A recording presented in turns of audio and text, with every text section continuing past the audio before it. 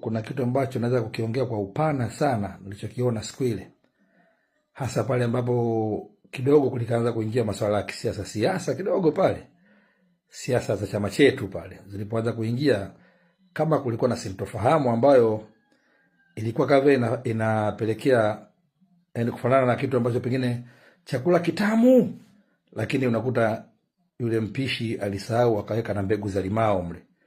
Kwa hiyo unakula chakula kitamu bado unashangaa uchungu kidogo, kabegu kalimao kamepita, kanapotea. Kwa hiyo ile kuingiza politics kidogo kama ilikuwa inachachua kidogo chakula kama kinakwenda sio sawa. Sasa mimi nadhani hichi kitu ni cha kujifunza, kwa sababu lazima tukubali kwamba wale waliokuja pale sio watu wa kujiokoteza tu mtaani, labda wamebebwa na malori kupelekwa labda uwanjani show bure kwenye vumbi. Hapana, wao ndio wanaojielewa. Ndio maana viingilio vilikuwa vimechangamka sio kidogo. Lakini kubwa kabisa, wale watu ni zao la mziki wetu sisi malijendi. Ni zao wale waliishi kifikra kupitia mashairi yetu sisi. Na unajua mziki wetu sisi kidogo tofauti yake ni kwamba haukufundisha watu kuwa waoga.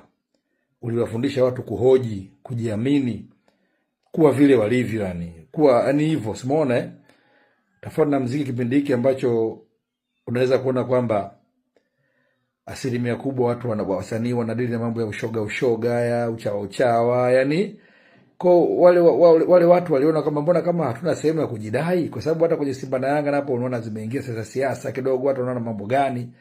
Kwa waliona kama lile kundi la malijendi ndio eneo pekee ambalo wao wanaweza kwenda kupata burudani wanayoitaka, ambao muziki wetu ulijaa message hivyo, rhymes kali nini, yani haukuwa na mambo mengi. Na pale jukwani huwezi kuona mwanaume anajifanya kama mwanamke labda kavaa kike, yani mambo kichokochoko yale ambao watu hayataki.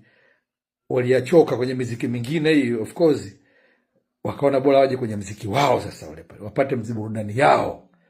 Sasa kuingiza ile siasa, unaona kama walikataa kata, kwa sababu wale ni watu wazima na wengi wamejipata afu wameshiba mashairi yetu. Kwa hiyo wale ni watu wako, yani akili ziko active. Kwa hiyo huwezi kuwadanganya kwa jambo dogo, labda umewabeba huko ukafika pale ukasema ufanyeni semeni. Hapana, wale walitaka mziki tu. Ndio maana wana mziki pale tulikuwa tukiingia, ukisema mikono juu wananyosha kweli, fanya hivi wanafanya kweli. Unaona bwana, kwa sababu walikuwa wanataka mziki wao. Achana na hii mambo mengine, sisi wengine tumeimba mapema sana, of course haikuwa kawaida, lakini bado watu walikubali. Kwa sababu gani? Ndicho walichokifuata, walichoka na vitu vya ajabu ajabu.